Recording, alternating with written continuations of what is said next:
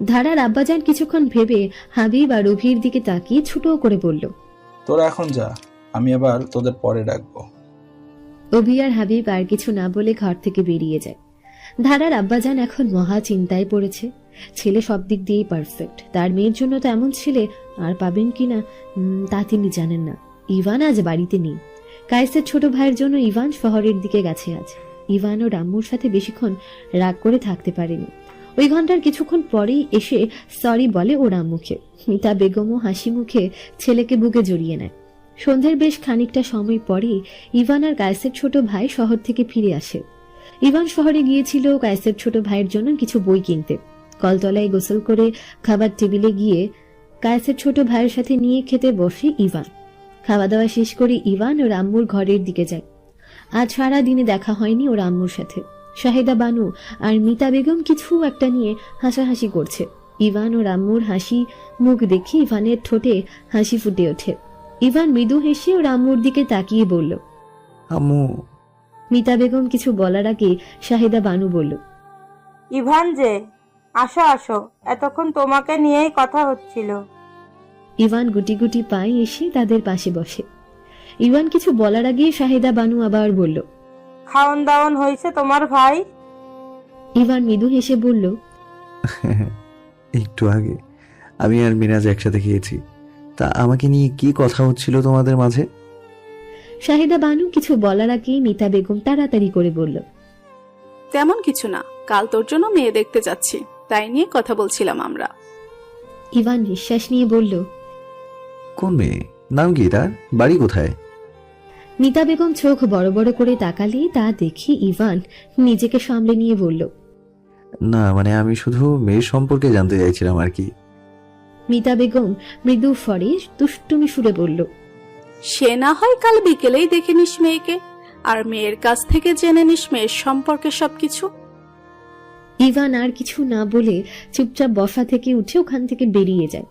মিতা বেগম ইভানের যাওয়ার দিকে তাকায়, কিন্তু কিছু না বলে ইভানকে। শাহিদা বানু ঠাট্টার ছলে বলল, তোর ছেলে মনে হচ্ছে লজ্জা পেয়েছে বিয়ের কথা শুনে। তবে যাই বলিস না কেন, আমাদের ধারার সাথে কিন্তু ইভানকে বেশ মানাবে। মিতা বেগম হাসে শাহিদা বানুর কথা শুনে। মিতা বেগম শুধু অপেক্ষায় আছে কাল ইভানকে চমকে দেওয়ার। ধারা দেখছে বাড়িতে সকাল থেকে জমজমাট পরিবেশ। কেমন অনুষ্ঠান অনুষ্ঠান আমেজ পাচ্ছে ধারা। এ বিষয়ে কাউকে কিছু জিজ্ঞেস করলে সবাই ওকে এড়িয়ে চলে যাচ্ছে। সকাল সকাল গ্রামের হাট থেকে বাড়িতে রকমারি বাজার করে নিয়ে এসেছে চাচা যান আর আব্বা যান একসাথে।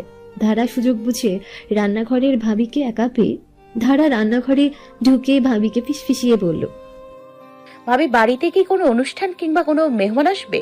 এত আয়োজন কিসের বাড়িতে? বাজার ঘাট দেখে মনে হচ্ছে তো এলাহি আয়োজন করা হচ্ছে। তুমি অন্তত আমাকে বলো কি হয়েছে বাড়িতে এসব। জোনাকি কোনো উত্তর দেওয়ার আগেই ধারার চাচি যান ধারাকে ধমকের সুরে বলল, তুই এখনো এখানে কি করছিস? আমি সেই কখন তোর জন্য কাঁচা হলুদ বেটে তার সঙ্গে কাঁচা গরুর দুধ মিশিয়ে রেখে এসেছি। যা গিয়ে ভালো করে সেগুলো হাতে মুখে মেখে নে। ওগুলো মেখে যেন তোর চেহারা চকচক করে। ধারা মুখ ফুলিয়ে বসে বলল, সবাই বলে আমাকে টোকা দিলে নাকি রক্ত পড়বে, এতটাই নাকি ফর্সা আমি। আর তুমি ওইসব মেখে আমার মুখ চকচকে করতে চাইছো? তাহলে তো আমাকে একেবারে বিদেশিদের মতো লাগবে। ধারার চাচি যান চুলোই বড় একটা পাতিল তুলে দিয়ে বলল, বিদেশি স্বামীর জন্য বিদেশি বই দরকার। এখন কথা না বলে তাড়াতাড়ি যা, না হলে এখন আমি তোকে এমন বকবো না। তাড়াতাড়ি যা বলছি এখান থেকে। ধারা মুখ গোমরা করে বিড়বিড় করতে করতে রান্নাঘর থেকে চলে যায়। ধারার চাচি যান জোনাকির দিকে তাকিয়ে মৃদু স্বরে বলল,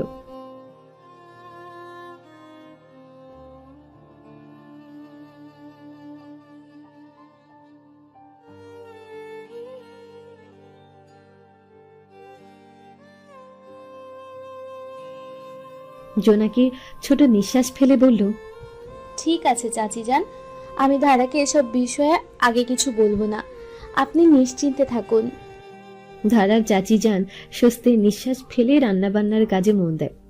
রুমি লাবিদের সামনে এসে ওয়ালেট বাড়িয়ে দিয়ে মৃদু স্বরে বলল, আচ্ছা আমু, এত জরুরি তলব আমাদের গ্রামে ডেকে পাঠালো কেন?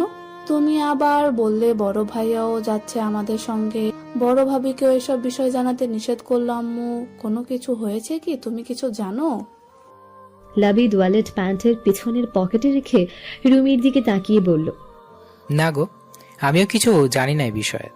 আম্মু শুধু বললো বিকেলের আগেই যেন আমরা 3 জনে গ্রামে পৌঁছে যাই। নাও, কথা বলার অনেক সময় পাবে, এখন ঝটপট করে তৈরি হয়ে নাও। আমি ভাইয়াকে ফোন দিয়ে দেখি তার কত দূর। রুমি আর কথা না বাড়িয়ে তাড়াতাড়ি করে মাথায় হিজাব বেঁধে নেয়। তৈরি হয় সে অনেকক্ষণ আগে হয়ে গিয়েছিল, শুধু হিজাব বাঁধা বাকি ছিল। তৈরি হয়ে ঘরদোর ভালো করে আটকে বেরিয়ে পড়ে তারা। লাবিদ তার বড় ভাইকে ফোন করলে সে জানে লাবিদ আর রুমি যাওয়ার পথে তাকে অফিস থেকে নিয়ে যেতে। জুয়েল জানে এখন বাসায় গিয়ে তৈরি হয়ে বেরোলো ওর স্ত্রী লামি ওকে সন্দেহ করবে, তাই অফিসের পোশাকে রওনা দেবে গ্রামের উদ্দেশ্যে। অভি আর হাবিব তাদের কাজগুলো করে এসে সম্রাটের পাশে দাঁড়ায়। সম্রাট ধারার আব্বাজান এবং চাচা জানের সাথে কিছু বিষয় নিয়ে আলোচনা করছেন। তাদের কথার মাঝে সম্রাট অভি এবং হাবিবের দিকে তাকিয়ে বলল, যে কাজগুলো দিয়েছিলাম সে কাজগুলো করা শেষ তোদের? হাবিব মৃদুস্বরে বলল, হ্যাঁ ভাইয়া, আমাদের সব কাজ করা শেষ। কার্তিক কাকার দোকান থেকে 3-4 ধরনের স্পেশাল মিষ্টি নিয়ে এসেছি। এদিকে আসার সময় মিষ্টির প্যাকেটগুলো ভাবির কাছে দিয়ে এসেছি। সম্রাট আর কিছু না বলে আর আগের আলোচনায় মন দেয়। সবার মুখের বিস্ময় চিহ্ন। বিষয়টা হজম করতে কষ্ট হচ্ছে ইভানের 2 ভাইয়ের এবং ভাবির। গ্রামে আসার পর ওদের আম্মুর কাছ থেকে জানতে পারে সে গ্রামের এক মেয়েকে ইভানের জন্য পছন্দ করেছে। মেয়ে তো তার আগেই পছন্দ হয়েছে। আর যদি সবকিছু ঠিক থাকে তাহলে আজকে আংটি পরিয়ে আসবেন মিতা বেগম। এ নিয়ে কেউ উচ্চবাচ্য করেনি মিতা বেগমের সাথে। জুয়েলার লাবিদ জানে তাদের আম্মু খুব বিচক্ষণ একজন মানুষ। তিনি কোনো কারণ ছাড়া এমন সিদ্ধান্ত নেবেন না। নিশ্চয় ওই মেয়ের মধ্যে কিছু এমন দেখেছে যার জন্য তিনি তাকে তার ভাইয়ের বউ করে নিয়ে যাওয়ার জন্য এত উতলা হয়ে পড়েছেন। এসব ভেবে তারা সকলেই চুপ থাকবে। একটু পরে বাড়িতে মেহমান এসে পড়বে, অথচ ধারাকে এখনো তৈরি করতে পারেনি জোনাকি। জোনাকি তার শাশুড়ির ঘরে গিয়ে আমতা করে বলল, আম্মা, মেহমান তো আসার সময় হয়ে গেল, কিন্তু ধারাকে তো এখনো তৈরি করতে পারলাম না। ওকে আমার কোনো নতুন শাড়ি পরিয়ে দিব নাকি 3 পিস?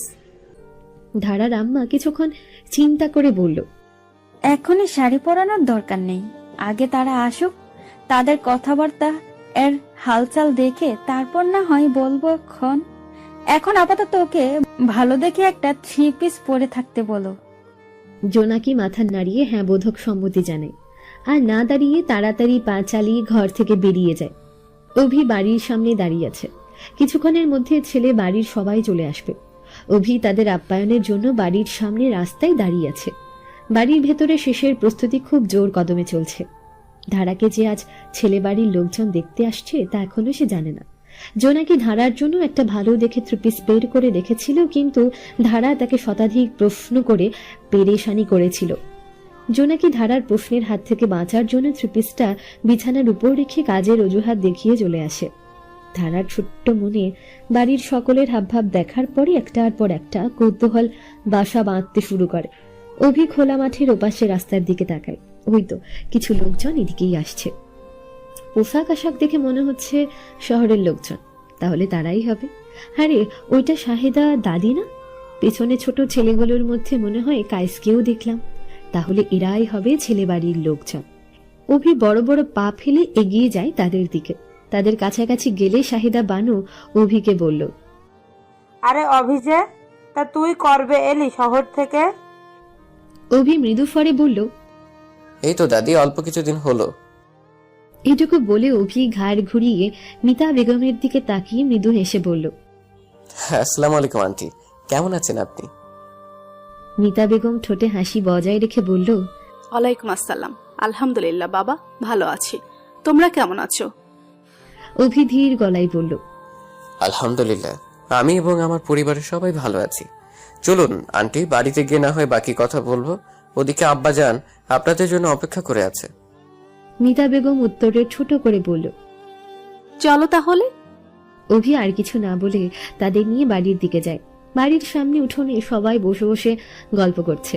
মিতা বেগম একে একে তার ছেলেদের সাথে পরিচয় করিয়ে দিচ্ছে সবার সাথে। আর এদিকে ইভানের খুশি দেখে কে? যখন থেকে দেখেছে ওরা ধারার বাড়িতে এসেছে তখন থেকে ওর খুশি কেই দেখে। ওর হাস্যজ্জ্বল চেহারা দেখে মিতা বেগম তা বেশ বুঝতে পারছে। মিতা বেগম ধারার আব্বাজানের দিকে তাকিয়ে বলল, ভাইজান তাহলে এবার মেয়ে নিয়ে আসুন, অনেকক্ষণ হলো আমরা এসেছি। এর মধ্যে ধারার চাচি যান নাস্তার ট্রে নিয়ে এসে ওদের সামনে রেখে বলল, মেয়েকে আনা যাবে, তার আগে হালকা কিছু খাবার মুখে দিন। মিতা বেগমের সাথে ধারার চাচি জানের পরিচয় করিয়ে দেয় ধারার আব্বাজান। ধারার চাচি যান মিতা বেগমের দিকে তাকিয়ে মৃদু গলায় বলল, আপনারা নাস্তা শুরু করুন, আমরা মেয়ে নিয়ে আসছি। মিতা বেগম খাবারের দিকে তাকিয়ে বলল, আজকে এত সব আয়োজনের প্রয়োজন ছিল না, এমন এলাহি কাণ্ড না করলেও পারতেন আপনারা। ধারার চাচা যান মিতা বেগমের দিকে তাকিয়ে বলল, কোথায় এলাহি আয়োজন? এ তো সামান্য কিছু খাবার। নিন, এবার আপনারা খাওয়া দাওয়া শুরু করুন। আর তুমি গিয়ে ধারামাকে নিয়ে আসার ব্যবস্থা করো। শেষের কথাগুলো ধারার চাচা যান তার স্ত্রী ঋতুকে বলল। ঋতু তার স্বামীর কথা শুনে হালকা ঘাড় নেড়ে বাড়ির ভেতরের দিকে চলে যায়। জোনাকি তার শাশুড়ির কথা মতো আবার ধারার ঘরে যায়। ধারা তার পড়ার টেবিলের চেয়ারে বসে গভীর চিন্তায় মগ্ন। জোনাকি যে তার ঘরে ঢুকেছে সে তো টেরই পায়নি। জোনাকি গিয়ে ধারার ঘাড়ে হাত রেখে বলল, কি রে, কি এত চিন্তা করিস? ধারার ঘাড়ে কারো স্পর্শ পেয়ে ধারা লাফিয়ে ওঠে, চমকে উঠে চোখে ঘাড়ে ঘুরিয়ে তাকায় জোনাকির দিকে। জোনাকিকে দেখে স্বস্তির নিঃশ্বাস ফেলে ধারা বলল, ওহ ভাবি, তুমি কিন্তু এভাবে ভয় পাইয়ে দিয়েছিলে কেন? আর একটু হলেই তো আমাদের জান পাখি ফুরুত করে উড়ে যেত। জোনাকি হেসে বলল, আমি থাকতে তোর জান পাখি কোথাও উড়ে যেতে পারবে না। এবার ঝটপট রেডি হয়ে নে। ধারা উঠে দাঁড়িয়ে মুহূর্তে চোখগুলো ছোট ছোট করে বলল, ভাবি কি হয়েছে তুমি আমাকে খুলে বলো তো। সেই দুপুরের পর থেকে তুমি আমাকে রেডি হতে বলছো কেন? জোনাকি আমতা আমতা করছে। ওকে তো ছেলে বাড়ির কথা বলতে নিষেধ করেছে, তাহলে কি বলবে জোনাকি? জোনাকি কিছু বলার আগে ধারার দাদি আম্মা ঘরে ঢুকে গেল। কি লুকাবে নাতবউ তোর থেকে? আমি বলছি তোকে ছেলে বাড়ি থেকে আজ তোকে দেখতে এসেছে, তাই নাতবউ তোকে তৈরি হতে বলেছে। নে এবার কথা না বলে তাড়াতাড়ি তৈরি হয়ে নে। ধারা বিস্ময়ে চোখ ওর দাদি আম্মার দিকে তাকায়। কিছুদিন আগের তো বড় কাণ্ডের পরে আবার সে একই ঘটনা। ধারা হাত পা কাঁপছে।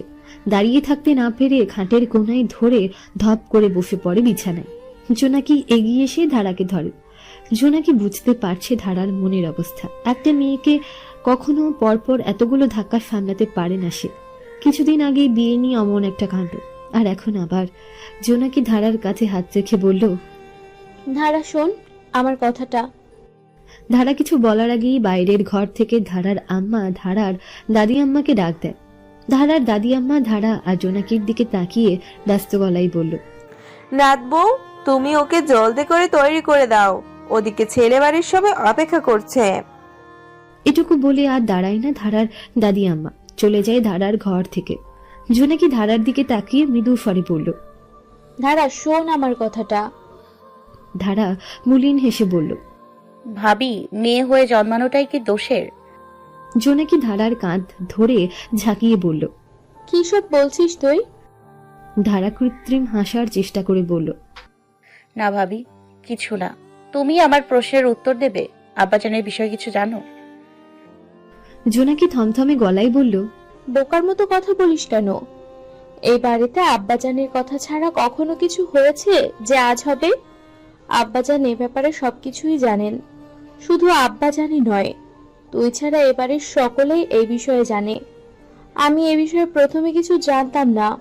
দুদিন আগে তোর ভাইয়ের কাছ থেকে এই বিষয়ে জানতে পারি।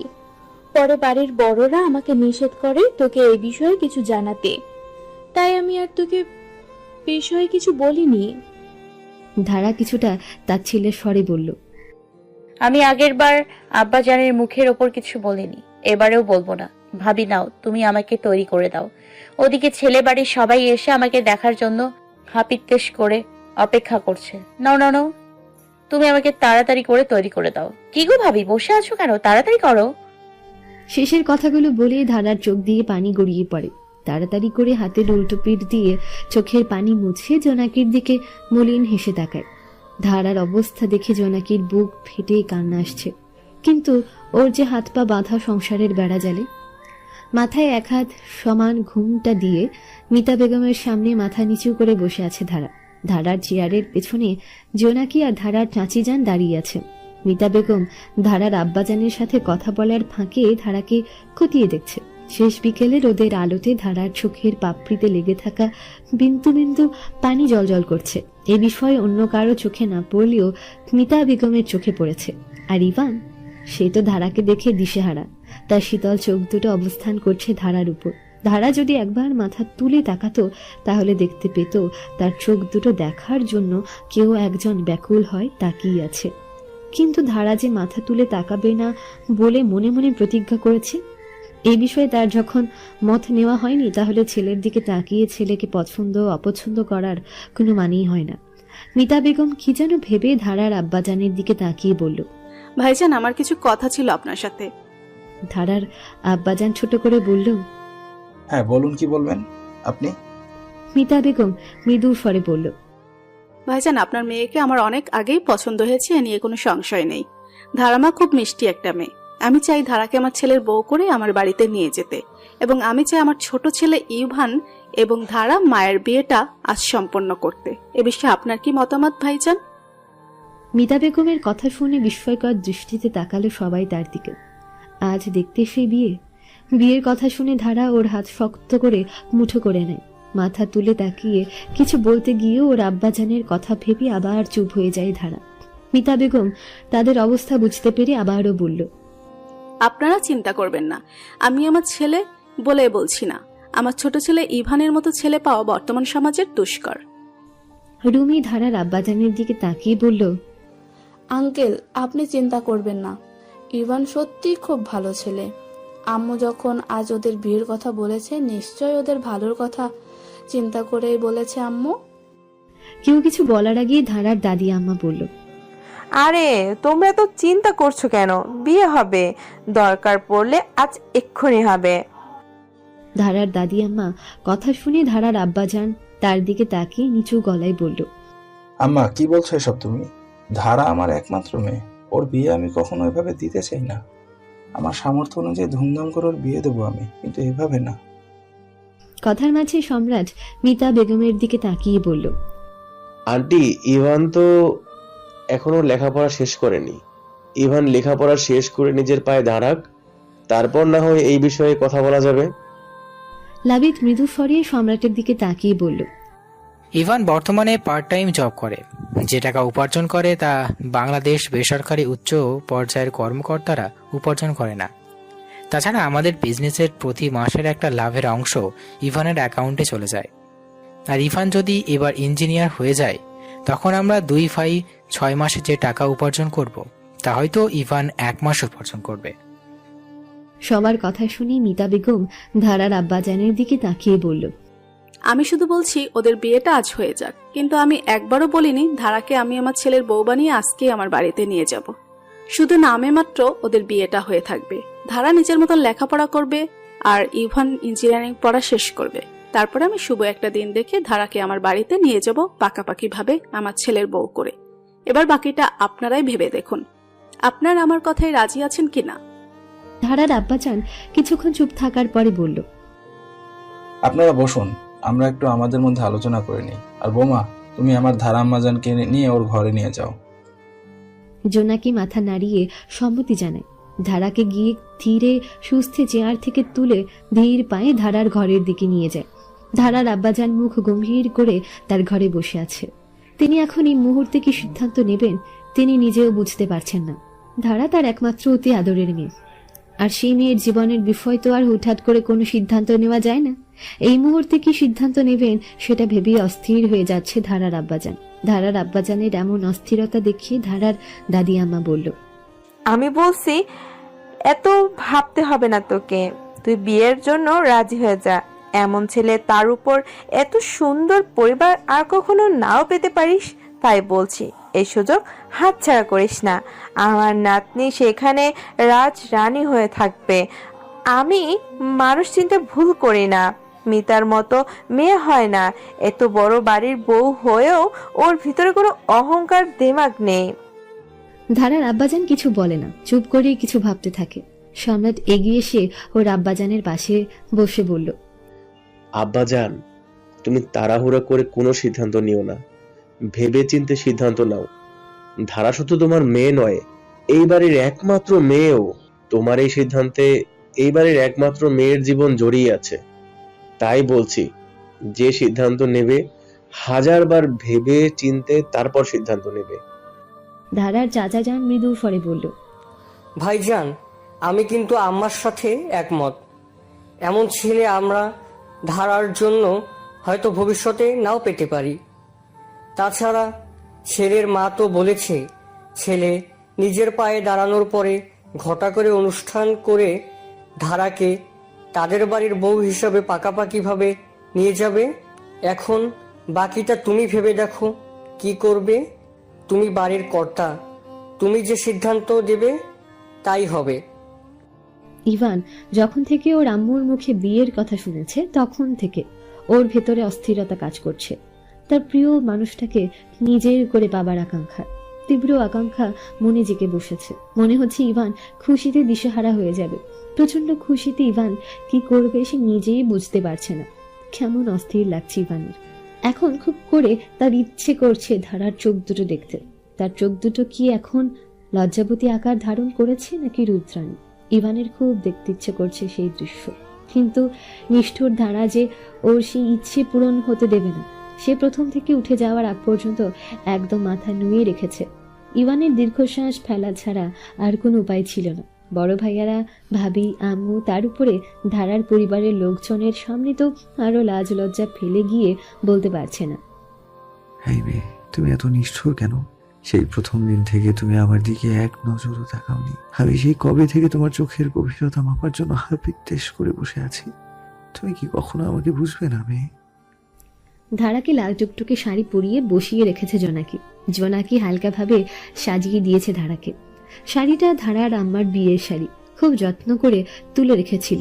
এইভাবে যে কাজে আসবে শাড়িটা কখনো কল্পনা করতে পারেননি তিনি। ধারাদের বাজারে কাপড়ের বিশাল দোকান থাকা সত্ত্বেও ধারার আম্মার অনুরোধে ধারাকে তার বিয়ের শাড়ি পরানো হয়। ধারার আব্বাজান চেয়েছিল তার দোকানের সেরা শাড়িটা তার মেয়ের জন্য নিয়ে আসতে, কিন্তু তার স্ত্রীর জন্য তা পূরণ হচ্ছে না। ঝড়ের গতিতে বিয়ের আয়োজন চলছে ধারার। একমাত্র মেয়ের বিয়ের জন্য যতটুকু সম্ভব আয়োজন করেছে তারা। ইতোমধ্যে ধারার নানা বাড়িতে খবর পাঠানো হয়েছে। আপাতত ধারার বড় মামার বিয়েতে উপস্থিত থাকবে। কাল সকাল সকাল নানার বাড়ির সকলে বাড়িতে চলে আসবে। গ্রামের রাস্তা দিয়ে এত রাতে ছোট ছোট ছেলে মেয়েদের নিয়ে কেউ বাড়িতে আসার সাহস পাচ্ছে না।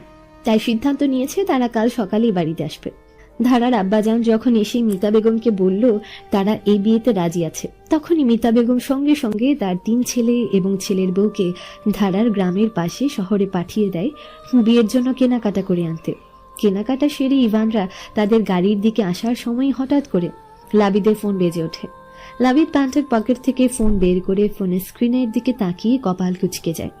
ভাঁজ পড়া কপালে ফোন রিসিভ করে বলল, আসসালামু আলাইকুম ভাবি, কেমন আছো তুমি?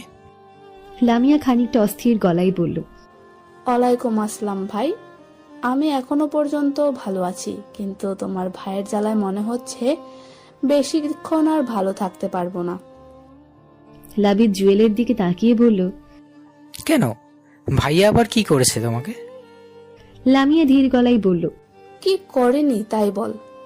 সেই দুপুরের থেকে ফোন করেই যাচ্ছি আমি। প্রথমের দিকে কয়েকবার ফোন বেজেছে, তারপরে যে বন্ধ বলছে, এখন পর্যন্ত সেই ফোন বন্ধ। তার জন্য বাড়িতে যে কেউ এত চিন্তা করছে তার কোনো খোঁজ খবর আছে? না জানি কোথায় বসে বন্ধুদের সাথে আড্ডা দিচ্ছে। এদিকে তার চিন্তায় আমার প্রাণ ওষ্ঠাগত। লাবিদ ফোন হোল্ড করে রেখে জুয়েলের দিকে তাকিয়ে বলল, ভাইয়া, তুই ভাবিকে কিছু বলে আসিসনি? ওদিকে তো চিন্তাই ভাবির মর্ম অবস্থা। জুয়েল ফিসফিসিয়ে বলল, আমাকে কি তোর পাগল মনে হয়? আমি ইভানের জন্য মেয়ে দেখতে এসেছি, আর সেই কথা আমি তোর ভাবিকে বলে আসব? তোর ভাবি তো দিনে 2 বেলা হোমিও ডোজ এর মতো কানের পাশে বসে ঘ্যান ঘ্যান করে, আমি কবে আম্মুর কাছে লিমা আর ইভানের বিয়ের কথা বলবো, আর এই কথা তার কাছে বললে আমার অবস্থা কি হবে তুই বুঝতে পারছিস? জুয়েলের কথা শুনে লাবিদ আর ইভান শব্দ করে হাসতে শুরু করে। রুমি সে ঠোঁট চেপে হাসি আটকানোর চেষ্টা করছে।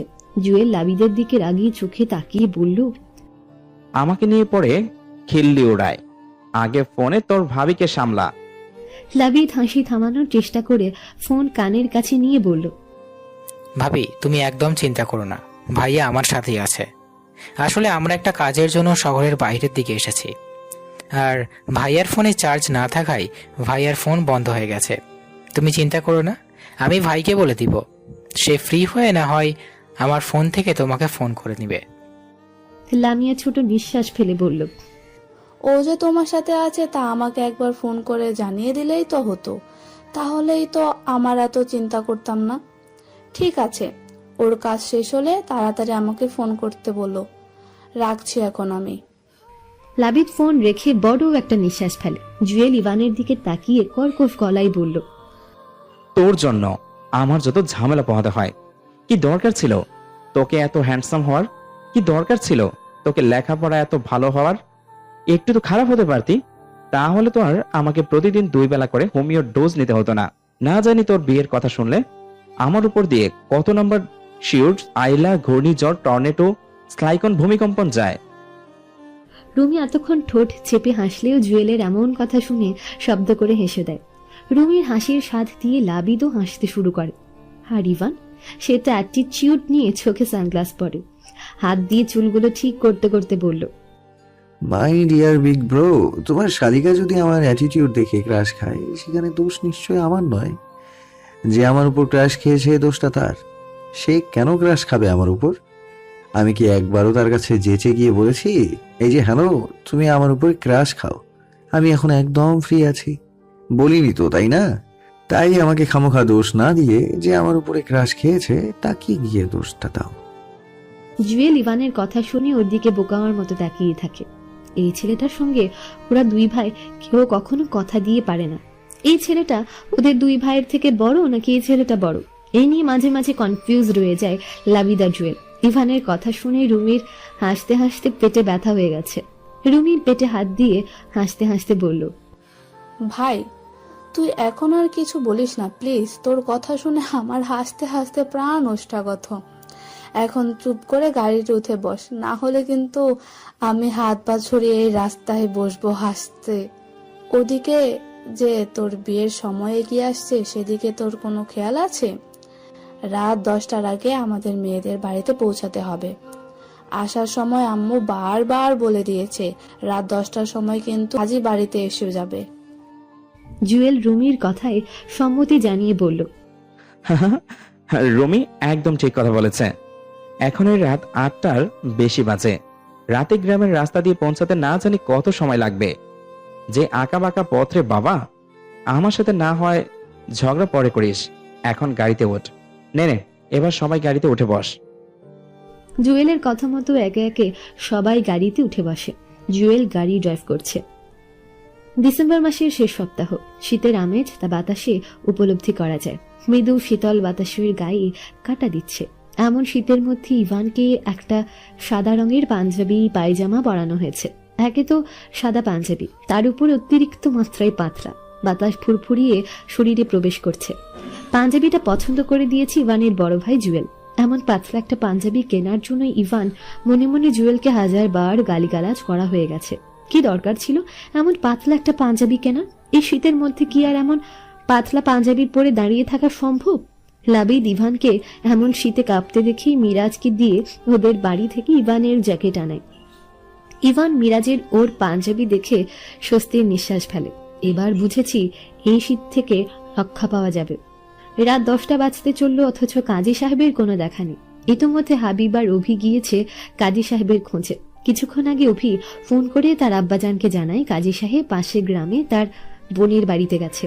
হঠাৎ করে জরুরি তলবে কাজী সাহেব কোনো খবর না দিয়ে চলে গেছে পাশের গ্রামে। তাই কাজী সাহেবকে নিয়ে ফিরতে ঘণ্টাখানিক দেরি হবে বলে জানায় অভি। মেহমান বিচরণ করছে বাড়িতে। গ্রামের গণ্যমান্য ব্যক্তিবর্গ উপস্থিত হয়েছে ধারাদের বাড়িতে। ধারার আব্বাজান তাদের নিমন্ত্রণ জানিয়েছে সন্ধ্যের পরে নিজে গিয়ে।